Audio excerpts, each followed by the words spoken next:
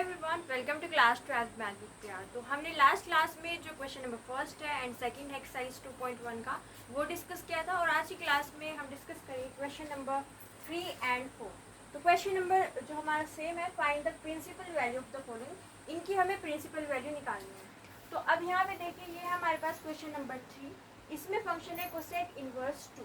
तो हम क्या करेंगे, फर्स्ट स्टेप क्या था, फर्स्ट स्टेप ये था कि इसको y के इक्वल मानेंगे। तो यहाँ पे क्या आएगा, y is equal to cosec inverse 2। Okay, तो यहाँ पे y के इक्वल हमने इसको माना तो ये आ गया। अब ये क्या है, कोसेक इनवर्स है। अगर ये कोसेक इनवर्स है, ये अगर लेफ्ट हैंड साइड में जाएगा तो कोसेक में चेंज हो जाएगा। तो यानी कि हम इसको इधर ले जाते हैं तो ये आ जाएगा cosec y is equal to 2। Okay, अब इसके बाद का स्टेप क्या था कि जो भी इसकी रेंज है वो हमें यहाँ पे लिखनी है। तो रेंज क्या होती है कोसेक इनवर्स की, कोसेक इनवर्स की रेंज क्या होती है बताइए। तो यहाँ पे जो रेंज होती है कोसेक इनवर्स की वो होती है -π/2 से π/2, और उसमें से सब्ट्रैक्ट करते हैं 0। ये क्यों होता है ये भी हमने डिस्कस किया था। तो ये है इसकी रेंज।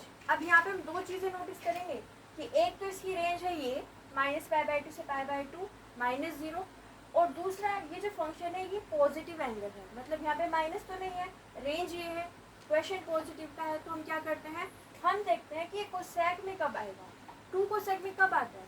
तो आपको पता है जो हमारे पास कोसेक है वो उल्टा होता है इसका साइन का, तो 1/2 साइन 30 होता है, यानी 2 होगा 30 डिग्री पे। तो हम यहाँ पे क्या करेंगे, cosec y is equal to ये आता है 30 डिग्री पे, यानी कि cosec 30 degree is equal to 2।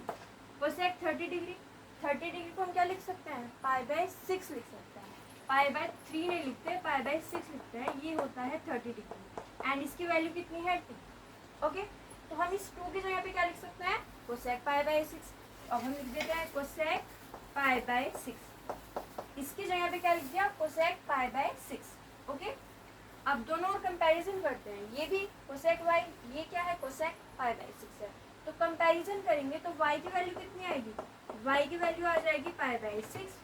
Okay, ये y क्या था, ये y तो इसकी वैल्यू है। तो यानी कि हम यहाँ पे लिख सकते हैं कि कोसेक इनवर्स 2 जो है वो इक्वल है π/6 के। तो ये आ गया हमारे पास इसका आंसर। ओके, एक बार फिर से, सबसे पहले y की इक्वल माना, फर्स्ट स्टेप। सेकेंड स्टेप है इसको इधर ले गए, ये भी बहुत ईजी है। अब थर्ड स्टेप में हम लिखते हैं रेंज आपको याद होनी चाहिए। इसके बाद में अगर एंगल पॉजिटिव है तो आपको क्या करना है, ये कब आता है कोसेक में, तो ये आता है 30 डिग्री पे, यानी कोसेक π/6 इसके इक्वल होता है। कंपैरिजन किया, y की वैल्यू आ गई और ये y इसके इक्वल है। अब देखते हैं next question, question number 4। Same step होंगे, बस आपको डोमेन जो रेंज होती है उनको याद रखना है। ओके, फर्स्ट स्टेप क्या है, yes, y is equal to tan inverse -√3। Okay, second step है सिंपल, इसको इधर ले जाते हैं तो यहाँ पे क्या आ जाएगा, tan y is equal to -√3। अब इसकी रेंज क्या होती है, रेंज क्या होती है इसकी, रेंज ऑफ किसकी, tan इनवर्स की। तो रेंज जो होती है tan इनवर्स की वो होती है -π/2 से π/2। अब बताइए यहाँ पे स्मॉल ब्रैकेट आएगा कि स्क्वायर ब्रैकेट आएगा, यहाँ पे आता है स्मॉल ब्रैकेट, ये भी आपने डिस्कस किया हुआ है। तो ये होती है इसकी रेंज। अब ये रेंज है, एंगल में है नेगेटिव। अगर रेंज ये होती है और एंगल में नेगेटिव होती है तो लास्ट क्लास में हमने डिस्कस किया था कि हम वहाँ पे करते हैं -θ। मतलब सिंपली ये चेक करो कि ये एंगल कब आता है, tan में जब आता है उसके आगे माइनस लगा दो। मतलब सिंपली हम यहाँ पे क्या लिखेंगे, tan y is equal to, अब देखो √3 है, tan में कब आता है, 60 डिग्री पे आता है। 60 डिग्री मतलब π/3, 60 डिग्री मतलब π/3। तो यहाँ पे इसको हम क्या लिख सकते हैं, tan π/3 लिख सकते हैं, बट -θ लगाना है। तो ये वैल्यू है थीटा की, ये किसकी वैल्यू है, थीटा की है। -θ निकालेंगे तो क्या आएगा, -π/3 आ जाएगा। तो यानी कि -θ की वैल्यू आ गई। अब यहाँ पे हमें क्या लिखना है, -θ लिखना है, मतलब tan -θ, तो -π/3। ओके, फिर से ये कब आता है tan में, 60 डिग्री पे, 60 डिग्री मतलब π/3। अब यहाँ पे रेंज ये है तो क्या करेंगे, -θ मतलब -π/3।